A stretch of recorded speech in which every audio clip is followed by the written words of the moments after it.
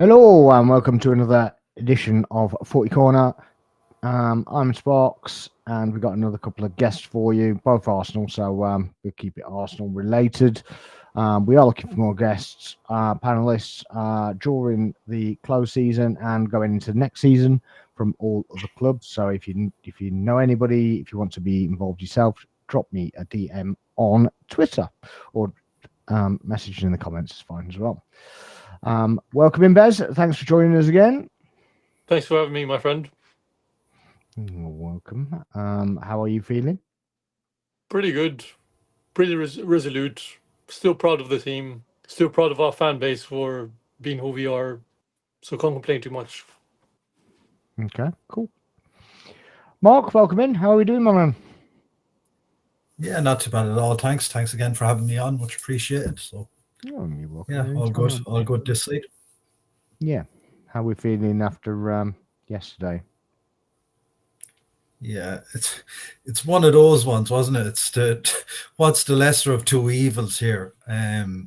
Look, it happened.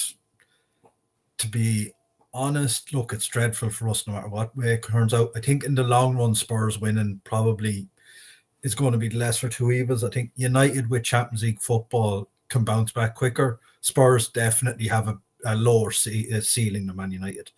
United with Champions League football can attract a higher caliber of player.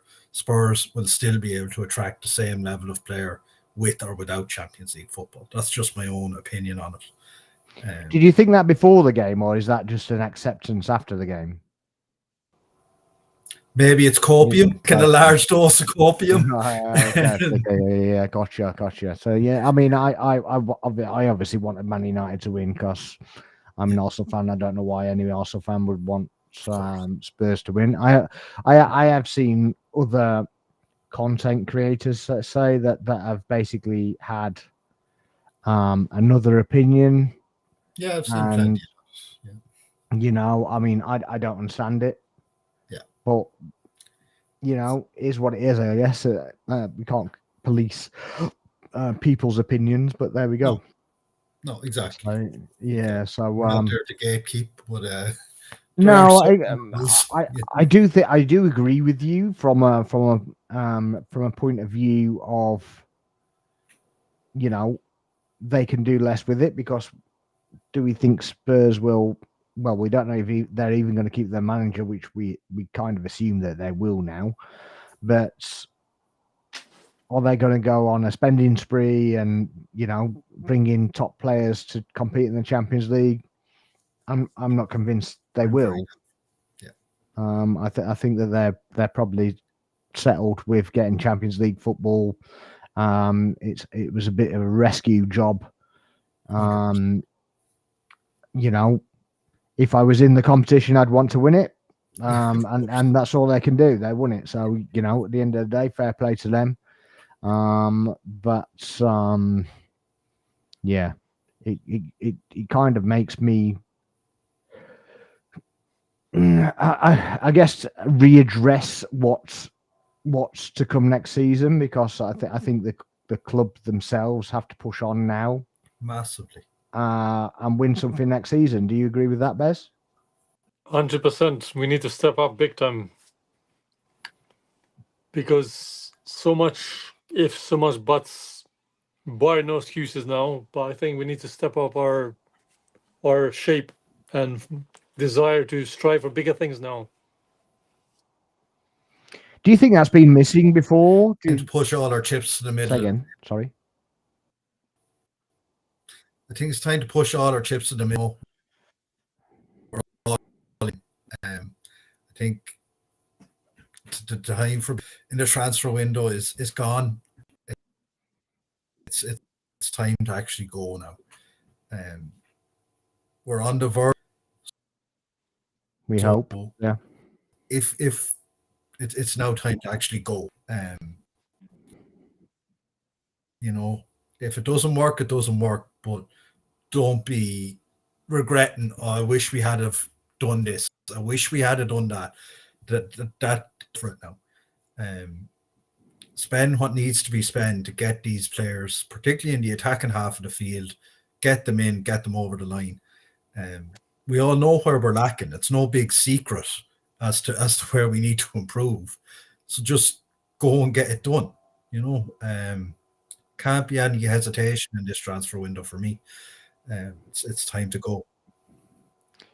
Yeah, I completely agree with that as well. Because it's, you know, it's like you say, that we're nearly there. We're supposedly, Yeah. but you know, we've got to take those advancements and you know, I don't. Everybody blames the manager. I don't think it's just on the manager. There's, you know, the board of kind of stifled us a little bit. Having Edu maybe stifled us a little bit as well, and yeah, bringing Berta in is a good show of doing things on the next level. Yes, I think so. But if they don't give them the tools to work with, and you know, the reported 100 million budget, I think is a bit. Don't get much for that anymore. No, you know, I don't, maybe I don't 20 years ago that was a fantastic budget. Yeah, I mean, I think it's completely fabricated number. So, It's just like sort of something for clicks and basically for a bit of outrage and whatever. But the other side of it is if you come out saying you're 400 million to spend, the first time you go and bid for a player, they're like, throw an extra 20 on and we'll talk. So there's probably an element of that in it too. Anyways. Yeah, you're probably right. You're probably right. It's maybe a bit of mind games and a bit of foolery, I guess, if you want to call it that. That it basically, you know, it's not a whole case of throwing all your eggs out there and basically going, well, we're going to splash the cash, so charges whatever the hell you want in it. So yeah, so hopefully there's a bit of that and a bit of the other to kind of get us on a better footing.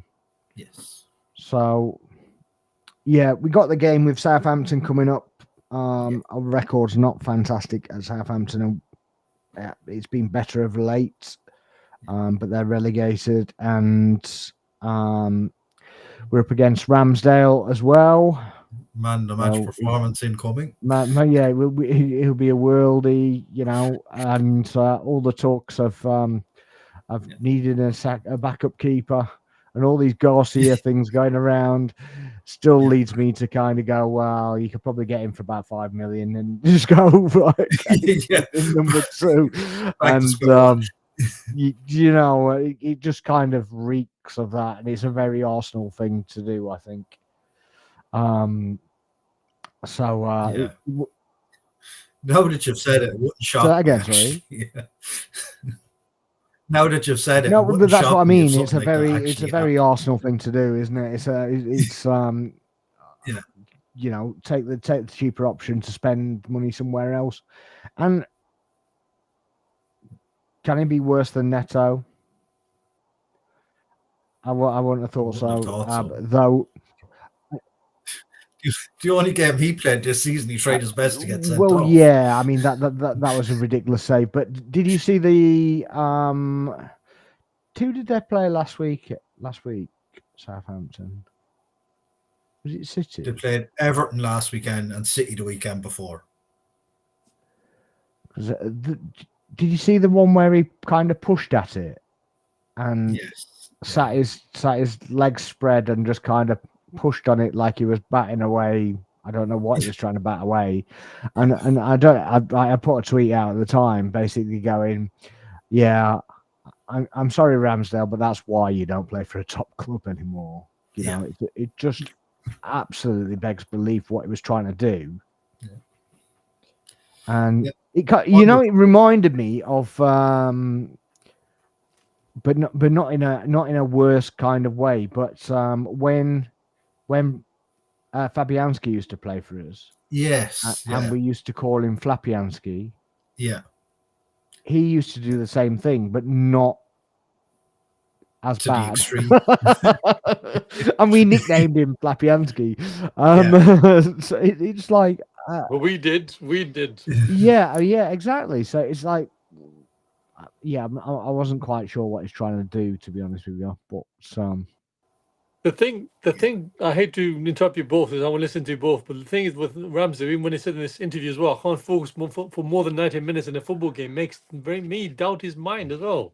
To admit that. Really as well. obviously the manager thought that as well, because it was like, you're admitting it now. Sorry, mate, you kind of done yourself in here, mate. It wasn't Sling your hook. Sling your hook. Yeah, it is kind of important. So yeah, obviously we've got that game coming up, but it doesn't really matter at all now, because obviously we did beat Newcastle. We managed to score a goal, which was it was a very good goal, actually. One thing I want to touch on quickly, and I didn't watch the game, but when Dan Burn got out jumped by Miles Lewis-Kelly, he literally sprung over his head. It was quite funny. Good. Dan Burn, have some of that. but then there was a fracas at the end, and it was like, I don't really know what's going on here, and it was almost like the ref caused the fracas. Do you know what I mean? He can't going quick enough. By just letting things go, and it was a bit weird. It was a bit weird. And then there was a VAR check. I don't know what the hell they were looking for about. Well, they were trying to find a penalty, obviously, but probably, probably. That's what it looked like. Yeah. And then he goes, full time. And no one has seen was even for. No, absolutely not. As you said, probably looking for a penalty. Yeah. But Simon Hooper was the ref that gave Miles Lewis-Kelly a yellow card for not leave. It was against Tottenham. I can't remember if it was in the cup or if it was in the league, but for not leaving the pitch at the nearest point. Oh yeah. It was the league game at the Emirates, wasn't it? It was definitely Emirates. Yeah, the league game. Yeah. But he gave him a yellow card for not because he was walking to the middle of the pitch, like absolutely every other player does. Yeah. And you're like, what? So that's a booking now, but it's not booking. Dan Burn bounced the ball off Havertz's head towards the end of the game. No yellow card. No, it's mad. I mean, I thought Gordon was on the international diving team. That's what I thought. I thought he was on there. He was just like throwing himself on the floor. Were you surprised by the Newcastle approach? Because we obviously haven't done a stream since the Newcastle game. But were you surprised by the Newcastle approach, particularly in the second half? To an extent, yeah. The first half they were dominant is too strong a word, but they were on top in the first half. And in the second half, it's like they never came out at all. They allowed Arsenal to boss the game in the second half. Now, obviously, Arteta got them into the dressing room and told them in no uncertain terms what had gone on in the first 45 minutes wasn't acceptable. So, it was a totally transformed performance by Arsenal and from Newcastle in the second half. As you said, Sparks, it was a weird kind of approach by Newcastle in the second half. The way they've kind of gone about beating us the last few times they have is essentially roughhouse tactics, and they didn't really do that as much last Sunday as I was expecting. There was a bit of that. There was a bit of roughness, but obviously they didn't have Joe Linton, who kind of gets away with absolute murder normally. But so it's it kind of took away a little bit of that thing. But Gordon was jumping all over the ground, and Bruno was doing his usual pushover tactics, and it was perfectly fine. Yeah, exactly. But I just thought the approach, given that they really needed to win, was a bit weird. Yeah, you're right. They never really took the handbrake off or just said, let's go all out attack.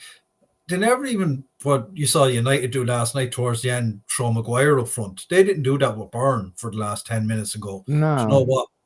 May as well lose here 2-0 as 3 or lose 3-0 as 1-0. So let's try something a bit different. And whether they that type of tactic can cause chaos. Now that's the whole nature of it, is to cause chaos.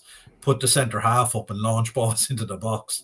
It's not the most sophisticated tactic, but I was surprised, as you said, that they didn't try something like that to try and get them. I mean, obviously now whether they'll regret it, we'll find out on Sunday. Yeah, I mean, obviously it puts us out of reach and consolidates second. Obviously, we know second isn't a trophy. We're told that every single day, and everybody else that's in whatever position has had a better season. But yeah, Newcastle now are on 66 points alongside Chelsea, Villa, and Forest are 1 point behind. Yeah.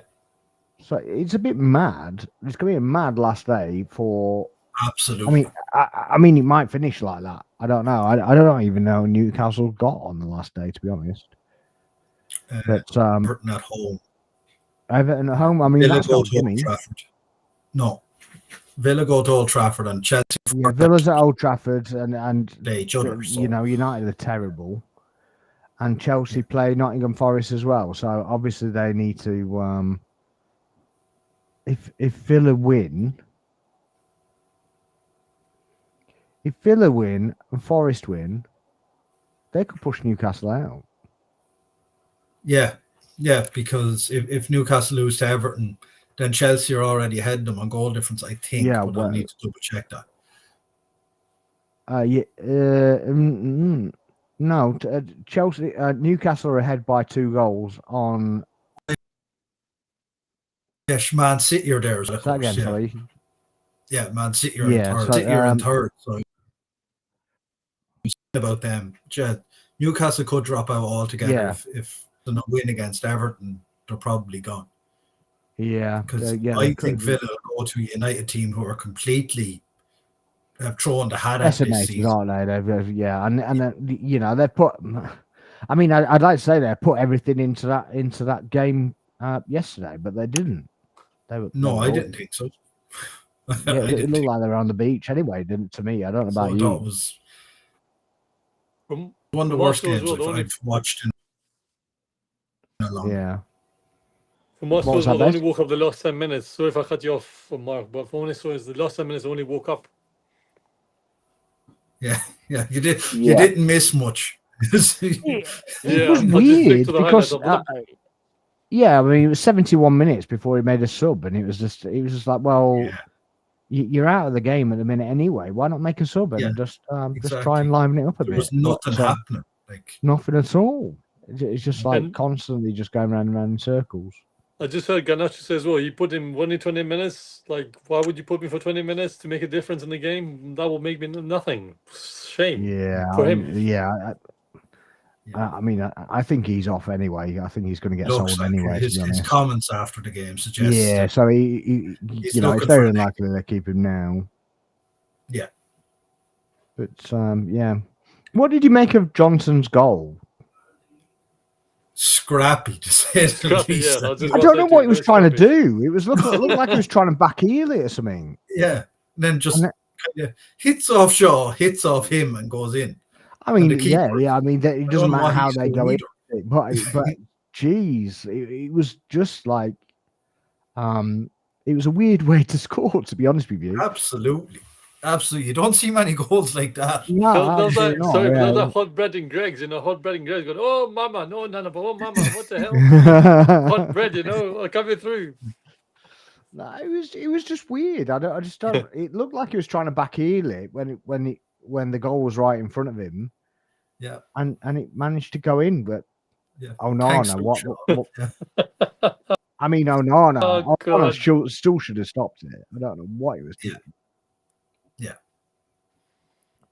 I heard shouts from Man United fans when they got Onana that he was like the second best goalkeeper in the world, not in the league, in the world.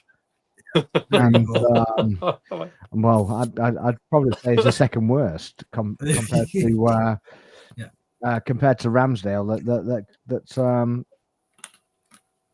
That's why Inter wanted to sell him, no? Yeah, but he can't stay focused for 90 minutes, and even he's better than him.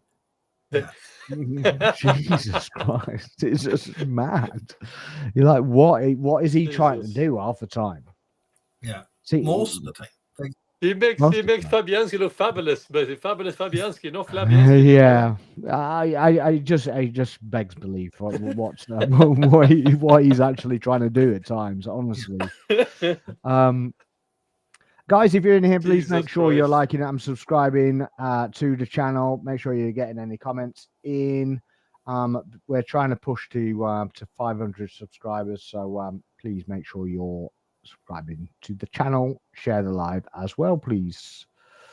Yeah, so obviously the Southampton's game's coming up.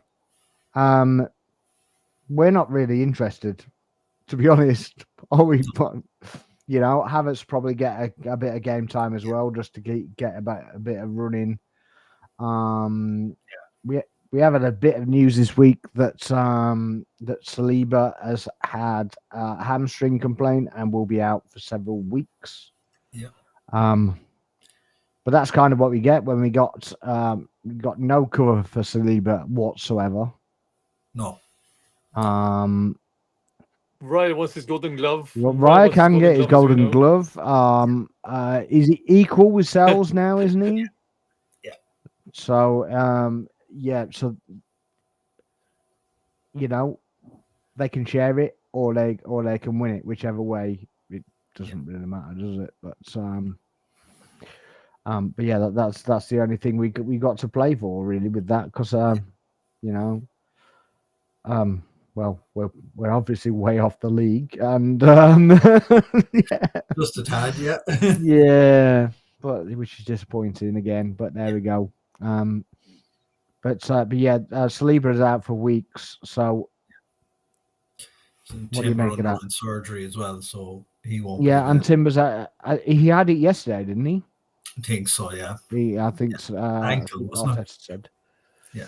So it'd be interesting to see what the lineup is, whether it's actually capable of even shutting out against Southampton.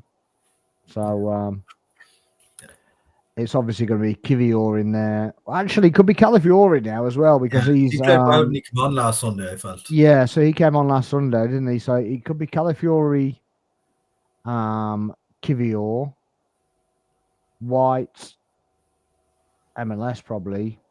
Yeah. But then if certain players are going, maybe it gives them another run out, but it won't be so critical given that it's away from home. So I guess there's really nothing. You might give someone like Tierney a run out. Maybe Zinchenko as well. If Zinchenko's going to get sold, possibly just kind of. Oh, he has played, and you know he's obviously worth more money now. But,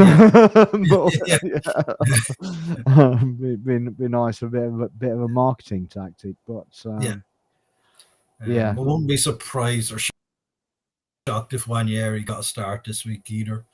Kind of featured a lot recently, so given it's a game with nothing really riding on it, might be a good time to give him a start. As you said, Havertz will probably play. Other than that, yeah, I'm not sure that our depth isn't ginormous, so. No, and that's something that Arteta's obviously addressed in his press conference, that we don't want to be so short again. I mean, we didn't want to be that short in the first place, to be honest. We all saw the deficit and whatever was happening. So I don't really know why we were left in that position by whoever couldn't get things over the line and thought Sterling was a good idea. Yeah. But yeah. I mean, to be honest, I don't like having to go at players that are in an Arsenal shirt, but the Sterling loan hasn't period worked out. Yeah, I mean that is the biggest underestimation. It's complicated. Simple as complicated. Yeah, I'm not sure it is complicated, to be honest. What is it's it? Just just not Not what we required, but I can see what, and even I thought at the time that it might be a good kind of stocking filler, if you like. Yeah. Given the position we were left in, but my God, the football has left him. Bless him. But yeah, does it give you a bit of satisfaction that that now he goes back to Chelsea and it's their problem? Doesn't hurt anyways. Yeah. Yes. So yeah. Never hurts for them. I have no remorse for Chelsea Football Club. Well, The thing is that they're paying 2/3 of his wages, and we so we're paying a third. So at least that he kept that on the books, and he goes back there, and they've got to pay the full amount, or surely they've got to sign him off. They've got to literally just pay him off and let him go. Termination. There's got to be something like that going on because Geezer can't play. Shocking. Yeah. But going on to the transfer window. Yeah. Go on, say again. No, I've heard about Mason Mount because he made the cup final for United. There's a closed final for United. Apparently, United have to get money now from Chelsea or something.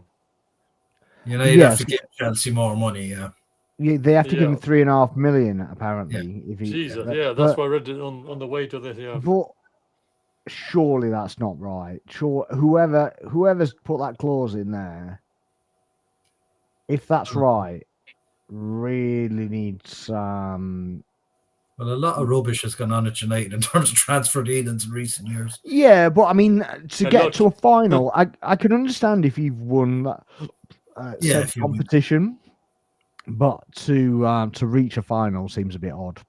Yeah. But I do know that we were in for Mount. We wanted Mount in place of in front of Havertz, so. Maybe that's why they got it over the line, because they put terms like that in. Yeah.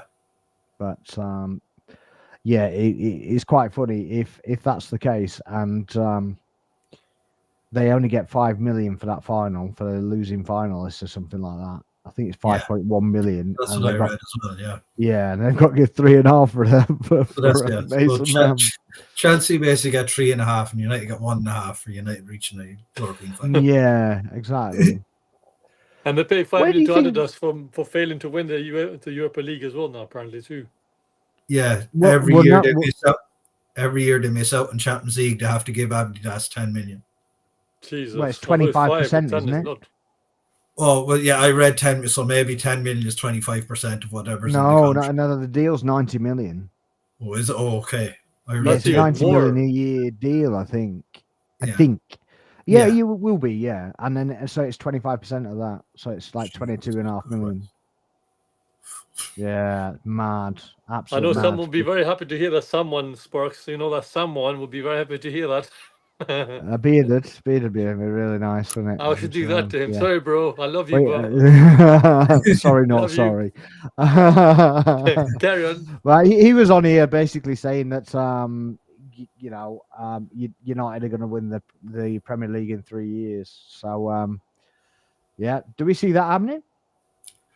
I don't.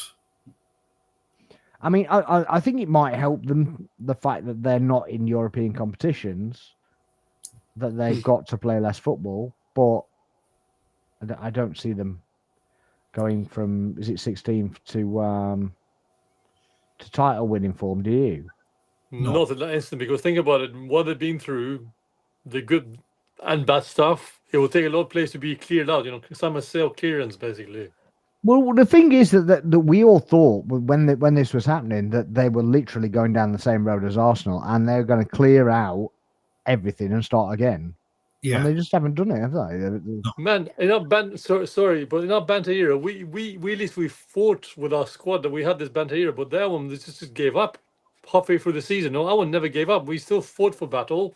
They never fought. They just gave up. Like, yeah, I mean, but that's you hear like Keane and Scholes talking about their league performances basically since March, and they're like, these guys have just decided the league doesn't matter anymore. So they're happy to just put in rubbish. I think they're big. They're definitely big game players, aren't they? So it's like they'll step up for the Liverpool game, they'll step up for the Arsenal game, they'll step up for the City. Chelsea games, if you like. And well, they didn't even step up for Spurs games. They just kind of assumed that they'd win it. They lost to And, Spurs 4 times this season. yeah, I mean, it's a poor Spurs team as well, and it's been poorly coached. Yeah. Yeah. It's not a great advertisement for Man United fans. No. A thought that I had with United as well. Do you actually see that stadium happening? Given the cost that it's going to take and where they are, I think it's probably going to be something that's kicked down the road a little while longer. Because I think the fans there, if they see 2 billion going into a new stadium, well, that's what they're watching on the pitch. They're going to go absolutely nuts. Like I personally would, if that was Arsenal and we were in 15th, 16th, 17th, and we decided the best ways to spend 2 billion was on building a new stadium, while what's on the field is absolutely rubbish, I'd be going nuts. Whilst you've basically let 250 people go, or however many it is. Yeah, exactly. That figure's not accurate, obviously, but it's around that figure. Yeah, absolute madness. I just don't know how you condone it, really. Yeah. And to make matters worse, like two seasons making it running, they had that there's a 10 goal difference as well, which is terrible for a team like that. Yeah, I'm just looking now. So, well, minus 12 they've got. This season. Last season was 20, wasn't it? I think 20 last season. Just mad. I mean, Spurs are lower down, and they have a goal difference of 2. +2, yeah. +2. They've scored 63 Good and conceded 61. Yeah, someone said that actually before the game that Spurs have scored something like 20 goals more than Man United this season. Might have been on the TNT coverage before the game started, they were saying. Yeah, 13. Oh, sorry, no, hang on. Yeah, it is 21 goals. It's very similar. Yeah, that's crazy. Yeah. That's crazy.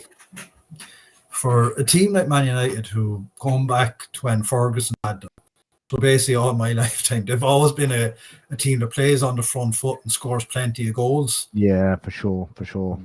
This team just doesn't have it. Yeah, maybe they'll now start to actually recognise they're not where they used to be, but yeah, I doubt it. That's the thing. But yeah, it's like anything. The first part to solving a problem is recognising you have one. Well, yeah, there is that, but a lot of them just kind of in denial. Obviously, our fan base was the same with our club, but hopefully we're on the brink of kind of breaking out of that. Yeah. But whilst we're on the subject, so obviously Ornstein has basically put out that we're still looking at Sesko and Gyokores. Yeah. Would you take either of those for a start off? Is there one you prefer? Would you want to get both? Where do you stand on that? Yeah, look, in terms of preference, there's not one, because I haven't watched enough of either to say, yeah, definitely him or definitely the other one. They do seem to be the top 2 that are available in terms of number 9s this summer. So I think it's absolutely imperative we get one of them in anyways. As Arteta said in his press conference today, we can't go into next season with just Havertz. And if that happens to him, sorry lads, game over, season's done. So yeah, I think it's absolutely vital we get one of them. Sesko, obviously, the Bundesliga is a higher standard, I would think, than Portugal, where Gyokores is playing, but Gyokores has a much better goal record. So it's a tough one to weigh up, really. Gyokores, when he was younger, obviously didn't play in England, played for Coventry City. I don't think it went brilliantly, but it didn't go as bad as I thought. I saw some stats. His goal record wasn't shockingly bad. It wasn't as if he was ran out of Coventry City. It was because Sporting actually wanted him. Wasn't he in Brighton's books for a short time as well? No. To sign for them in England at all before. So with either one very, very top, it's time to stop worrying about risk and put all our chips in the middle of the table and just get one of these guys in. If they don't work out, that's unfortunate, but you have to actually try now. There's no perfect solution in the market this summer for a striker. There's no Erling Haaland waiting out there to be bought. So I think you have to just go weigh up the two options. If they're the two on your list, weigh them up and go, okay, this is the one we really want, and push all your chips in the middle table and go and get them. Whichever the two that is, just make sure you get it over the line, and preferably as early as possible in the window. Yeah, I mean, he scored 50-odd goals, and I don't really... I get the comparison between the leagues and whatnot, and Yeah. you know, some players have come over to the league and not done very well, and Portuguese players and whatever. Darwin, yes. I think it's mostly the ones that have gone to Liverpool. It just it kind of just I mean, it's not the most fantastic league in the world. We all know that, but to score 50 goals is just crazy by anybody's standards, really. We don't need to score 50. 20 will do. I'll be all right with 20. Yeah, all right. You're not alone there. Yeah, I'll be perfectly fine if he scores 20. Yeah. And, you know, if he wants to push it to 30, happy days as well. I'll be okay if he gets 20. But I think the time for not taking the risk, for doing whatever has passed. I think that the pressure is on. A little bit more so because of yesterday, but I think more so because of the stage we're at, and more fans will start to get frustrated. And I know that there are people now that saying they want to drop to Europa League to play. I don't think that's a very good idea, personally. Well, this is my answer to that, right? Is because these people kind of are against a process, right? Yeah, they're microwave fans. Just give me everything now. Yeah, but what I'm saying is that they're actually against a process, right? So they're against doing things systematically. So we get Champions League, or we get Europa League, run through Europa League, then you get Champions League, run through that, and hopefully win that, right? Yeah, that's a process, right? Progression, yeah. So, but they're against that.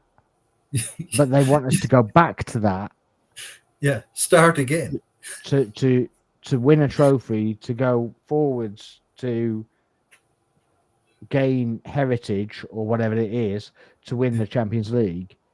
And you're like, well, okay, so to get to that point, then you're happy if we lose 19 games, 19 more games, to drop down, to basically go into Europa competitions, to win a Europa League trophy. You're happy with that, and I get we haven't won one, right, but I'm not happy with that.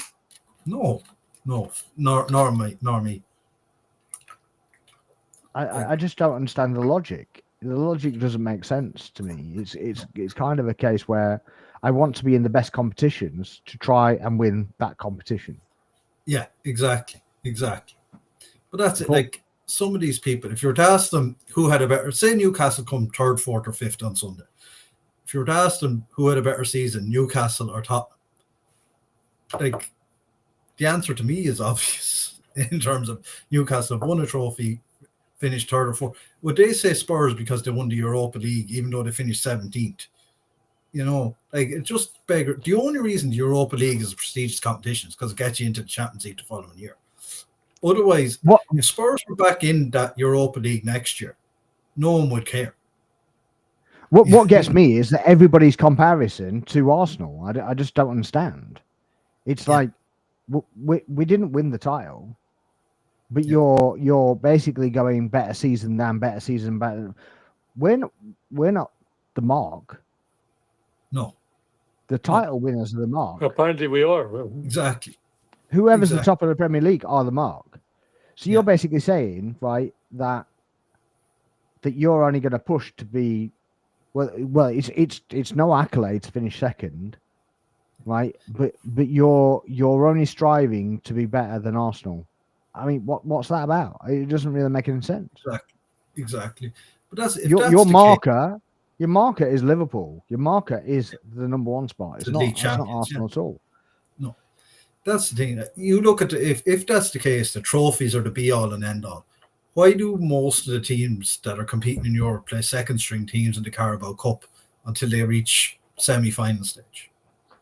You know, because there's a level to each cup competition as well. Even the FA Cup, most teams now play, unless they reach kind of quarterfinal, semi-final, and the trophy comes into view. They're kind of like, let's pick our second string. If we get through here, fine and well. But if we don't, no one's going to be crying about it in the morning. Because, you know, like, the games of the way the game is measured now, or your season is measured, I think it's completely changed. Completely changed from definitely the 80s and 90s, where, well, for the latter part of the 80s, English teams were kicked out of Europe anyway. So, but there was only one European place or one European Cup place back then. So then second, third, fourth were in UEFA Cup, and then the Cup winners got into the Cup Winners' Cup. So well, I got told the Cup Winners' Cup wasn't is not a trophy anymore because it doesn't exist anymore. It doesn't count as a trophy. Okay, well that's news to me. But there you go. There you go. Learn something new every day, don't you?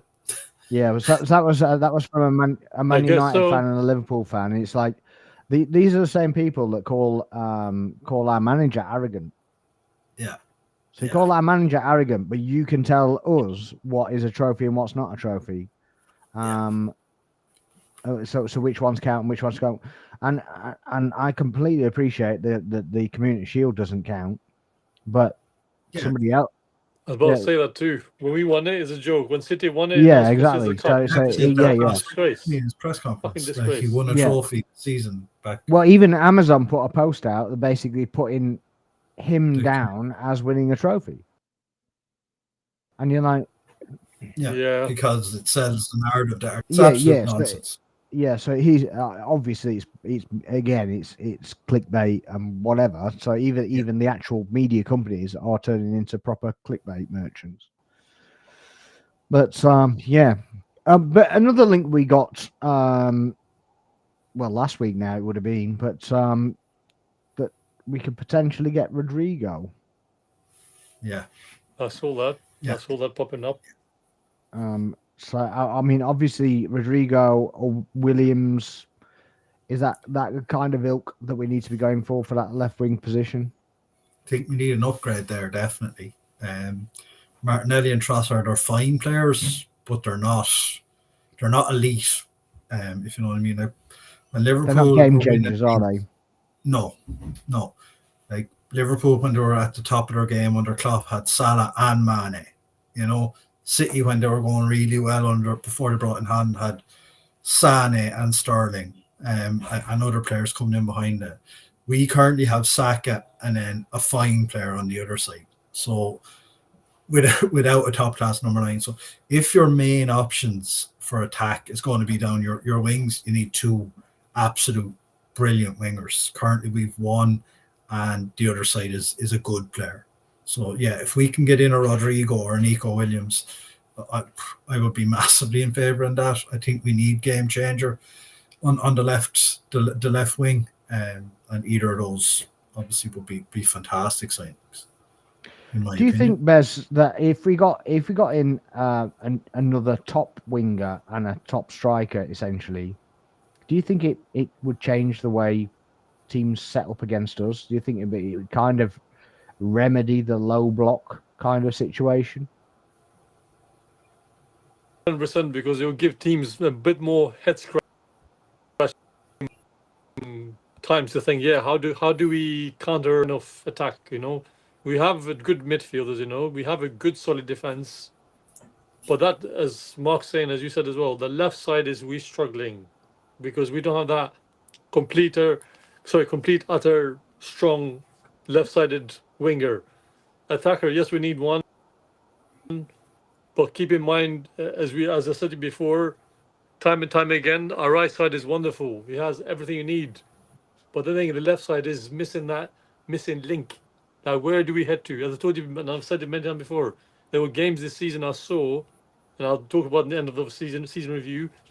I saw as well, what was plan B, Arteta? That's my complaint. He never, ever gave us a plan B or technically a C. That was a plan A which worked, but if the plan A didn't work, throw in plan B. Like, there's many times I've seen the games, even in present, thinking, who's going to place, say, Trossard's having an off day? Who's going to place Martinelli when he's going through, through the gears of bad moments? He has a great season in his own respect. Competition to make him better. You see Saka, so he's come back from injury. He handles himself well.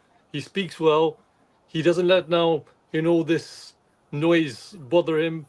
But he needs a wingman. He needs someone who can basically read his mind from the left side, how he can diffuse, go past them, how attack the other team. What would be the league, or the cup games especially, we just lack that pace we need on the left side. As we said, the right side has been amazing. A bit weak. The striking, we just had to make shift with players. Yes, it's been wonderful, but not good enough, sadly. Do you agree with that, Mark? Do you think that the low block could be a thing of the past, or do you think that doesn't really change anything? I think it'll still be teams' first mode of defence against us. What it will do is it'll stop them doubling up on Saka or tripling up on Saka as much, because they have to defend the whole pitch rather than kind of focusing down one flank. I think, as I said, the low block, I don't think will go away very soon, because it seems to be the way teams want it. What will have to change from our point of view on that is players like Odegaard will have to take more shots from outside the box. So that's the only way you're going to get teams to actually come out of that shell, that deep block, is that you're actually taking shots from 20, 25 yards. Then they go, hang on, we actually have to push up 4 or 5 yards here, because they're going to take shots from outside the box. Rice, in fairness, this season more so has been prepared to take on those shots. So yeah, I think what it'll do, if we have 2 top-class wingers, Saka plus whoever we bring in on the left side, what it'll do is it'll create more space for both Saka and the left winger, because they can't double team everyone. Yeah, I agree with that. Obviously, it creates a bit more, obviously, nervousness. It's going to create more. They're not going to be as adaptable, are they? Because obviously the focal point has been Saka the whole time, and they just leave Martinelli free, or they just kind of whoever picks him up rather than the top defender sort of thing. Whereas if you've got a top winger, then they're going to have to focus on that area rather than all pushing across and doing whatever. But it will be interesting to kind of see if we get those players in, because I'm still not convinced. But 100%. Hard to be convinced, Sparks, isn't it? As things stand right. Yeah, it is, and I've now kind of taken a vow to not buy any merchandise until they actually prove that they're going to spend some money, to be honest. So that's Same. I've had enough. They do a release every time of a new kit, and we lap it up and buy it and do whatever, and then they leave us high and dry. So Hopefully that changes this year. If we get a player like Rodrygo, like you know, obviously he's apparently been offered to Arsenal as well. So we shall see, I guess. But The rumor petering out as well after the cup final. They're saying that De Bruyne might actually just potentially think about joining Arsenal, which is not a bad thing for experienced side of things. Yeah. He hasn't got the legs for the Premier League anymore. So yeah, and not for me. I mean, I do think the position kind of needs addressing a little bit. Yeah, like cam position, like CAM, I should say more like. Yeah, but do you actually see us getting anybody else for that position when we've got Havertz on the bench? Yeah, but Havertz needs to be a bit more ruthless for me. But sorry. Yeah, but I'm talking about in a cam position. I'm talking about obviously coming in behind or resting Odegaard and using him there and use him as a kind of I don't know, a second striker, shadow striker, or whatever you call it these days. I just think that's potential, and it allows that possibility because if we've got the positions covered all across the front line, it kind of allows a bit more variety behind. Yeah.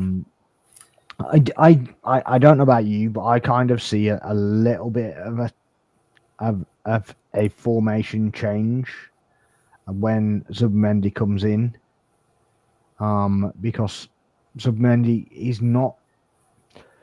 he's strong, but he's not the enforcer as such. He's a bit more creative, so he can play with both feet. He can play out. He can play through the lines, but he's not the monster that, you know, kind of breaks everything up. He can break it up. I'm not saying he can't. Yeah. But invariably he might need a little bit of support in there. So I kind of see a 4-2-3-1 or something like that allows some kind of double pivot. Yeah. I don't know what you guys think of that. Yeah, no, definitely something to worth thinking about. In terms of you'd have Rice and Zubimendi, obviously, as your double pivot, with three in front of them.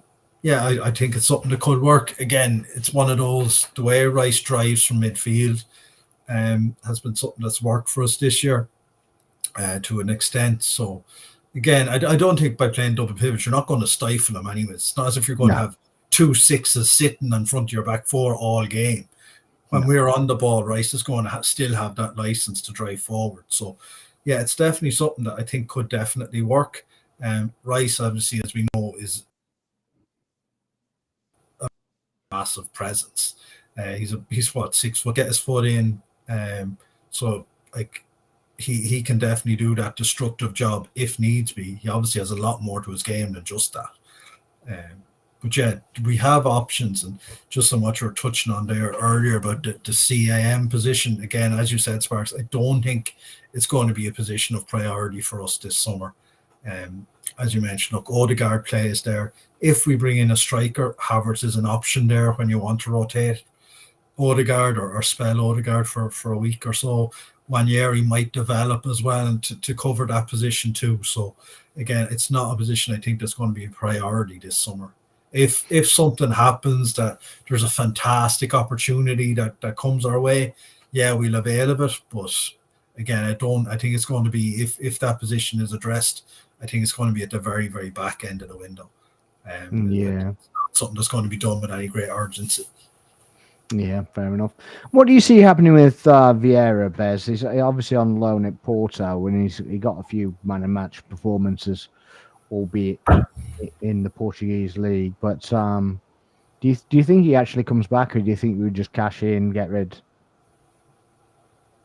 I think, but he changed his mindset a bit now to be a bit more. He's got a great eye for a ball. He can easily be utilized as a cam, as I mentioned. But something thing with him, he looks so fragile. You know, I feel like, man, I know he's a young lad, but at the same time, this league is tough. This league doesn't take prisoners, shall we say, basically. Mm. You know, I for one when he first joined us, I never disliked him because I know he had a nice flair by him. Obviously, the name Vieira, as we know, goes a long way back in our books. But in my eyes, I just felt like he came in unprepared for the league. Like he didn't basically do his homework before he moved over. You know, full personality. He's got a great. I say this great. I think is it left foot he has one. But just the shame is he just physically he's not that strong. That's one. And his mental state sometimes he's just like I feel like he could just be like maybe a little armor on the shoulder. One of the players who needs a little pep talk, you know. Yeah, I think he was one of the ones that that Arteta pushed for quite heavily, and it just definitely didn't work for one reason or another. Whether he's just not able to get more physical, or whether he's just just not interested. I don't know, but yeah, certainly that's one that's going to be one to watch whether we actually move him on. So we're going to wrap up anyway very shortly, but yeah, if in your ideal transfer window, just kind of sum up where you think we go, what players leave. I mean, you don't have to spin everybody out, but who you'd like to see the back of, who you'd like to stay, and who you'd like to get replaced. Start with you, Mark. Yeah, so okay, everyone knows the players out of contract, Tierney, Jorginho. Yeah, we don't need to do that. Sterling obviously be going as well. In terms of players that will sell, I think Zinchenko probably be at or near the top of the list. I think Dortmund were linked to him back in January, so hopefully they'll revive their interest in him. Other than if we're bringing in a left winger, I think there's a possibility of one of Martinelli or Trossard being sold. Again, it's going to depend on the offer. Like, we're not going to sell anyone for chump change. So I think it does depend on the offer. I think Jesus, if he hadn't got injured, would have been one of the guys that we would have been looking to move on as well. Obviously, with his injury situation, no one's going to buy him in this window. Maybe come Christmas, he might be available then, but we're not going to be able to move him on.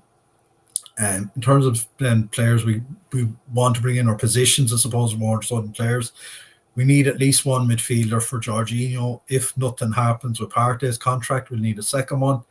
We all know we need a striker and a left winger, I think, is a position we should be looking to upgrade as well. So they're kind of the three main areas.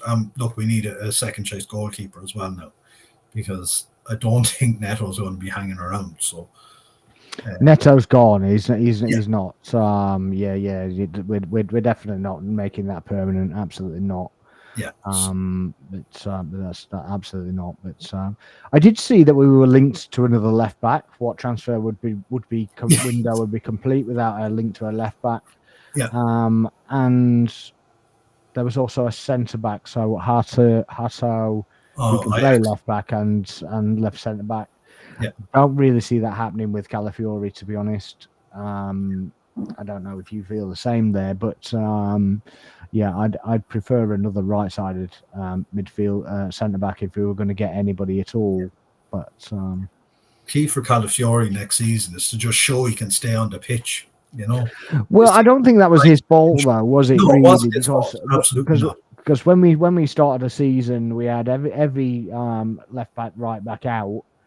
And as everybody kind of came back, he got switched to the other side. He got switched to the other side, and he didn't. I think he was brought back earlier than he needed to be, purely because we didn't have any fullbacks. So I don't think that's just on him. He'll 100%. It's not on him. Yeah, he'll benefit from a good pre-season, I think, and then.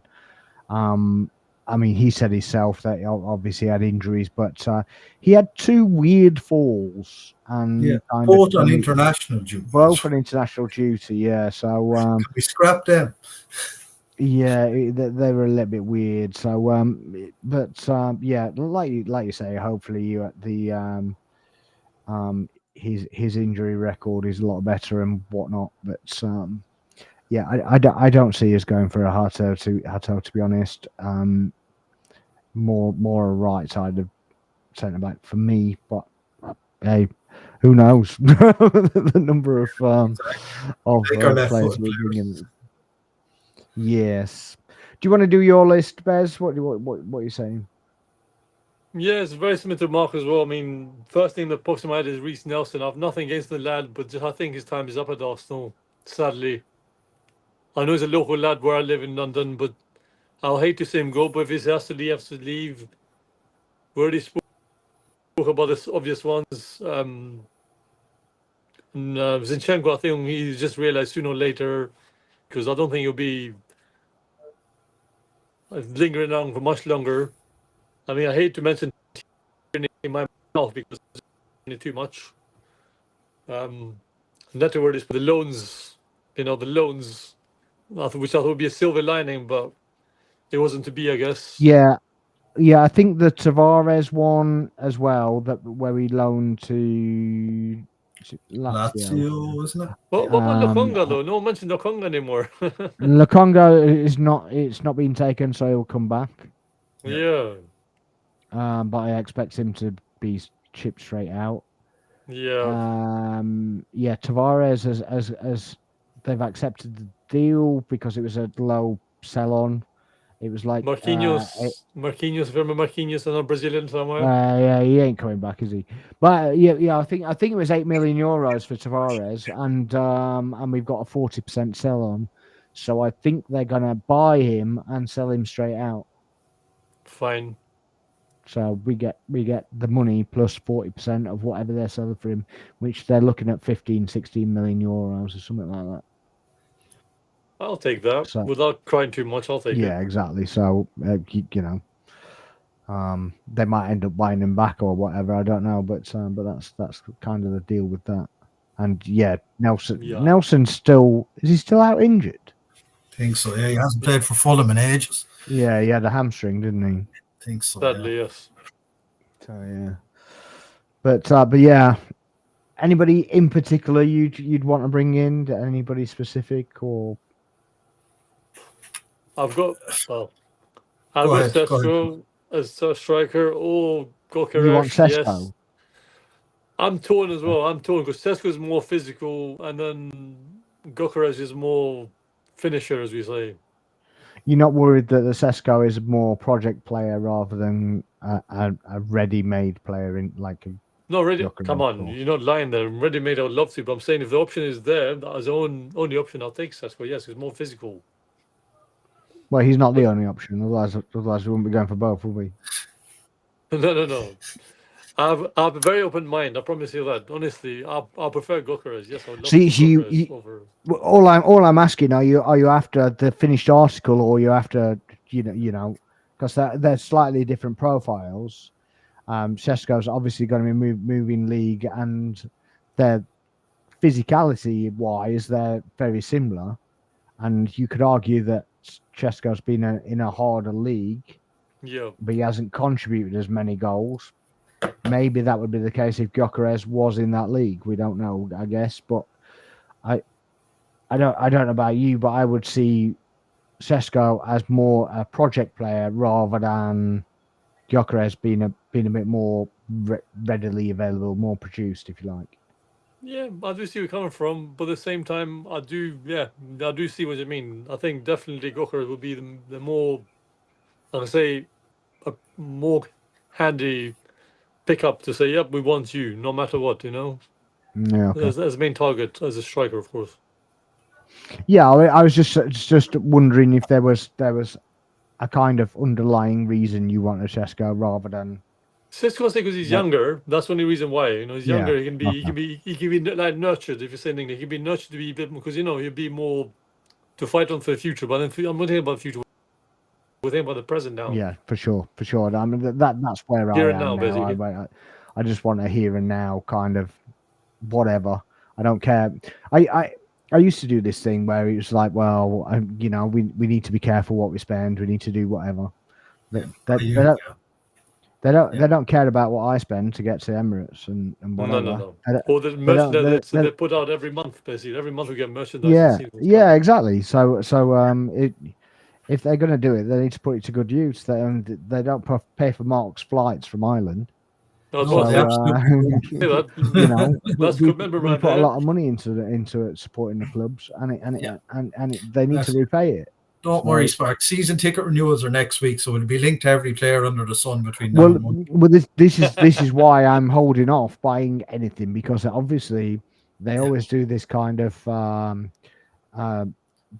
linked to this, we're linked to that, we're linked to the other, and the proof is in the pudding, as they say. So and it's always just after the renewals have happened, and then things start This going deal's quiet. collapsed, and that deal's collapsed, and Yeah, we tried. Yeah, breaking And- news. Breaking news, Yeah, we guys. tried. This one's signed for Man United, although I don't know who's signing for Man United now.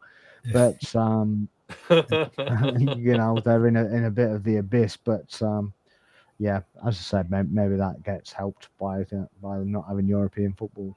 But yeah, I'm just refusing now to buy stuff until they buy players, because I think we've been let down for 2 years now. I think it needs to change, and they need to realize it's going to change, and the only way that's going to change if people stop buying the stuff. Yeah. But there we go. I won't bin in the season ticket, which, you know.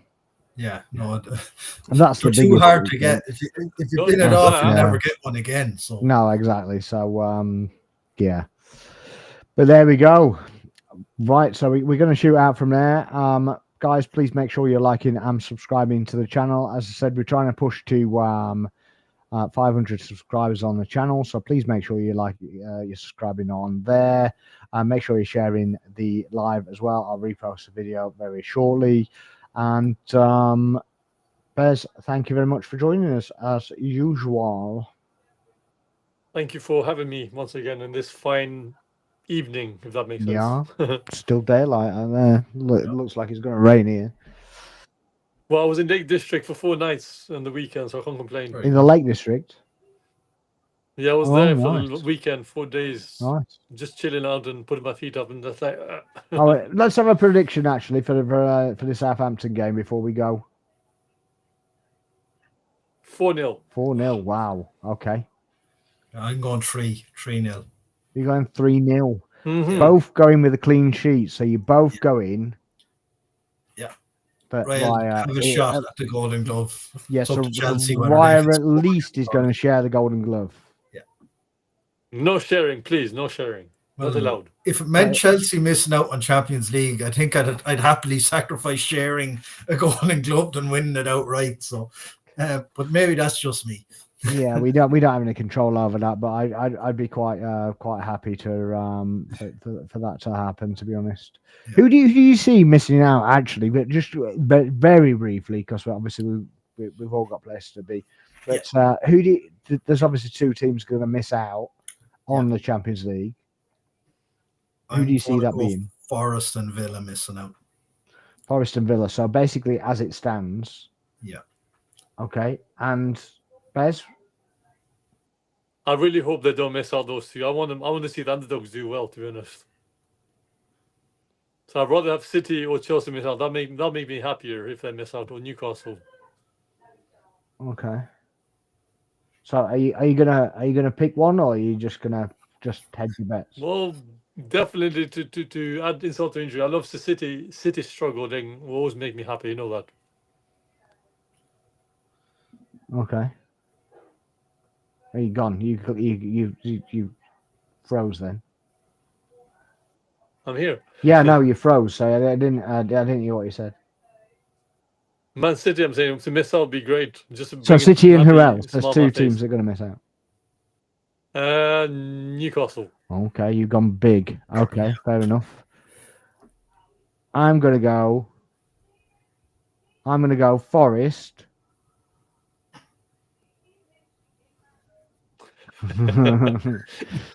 His Bruce coming up there. Do you want some tea with us, sir?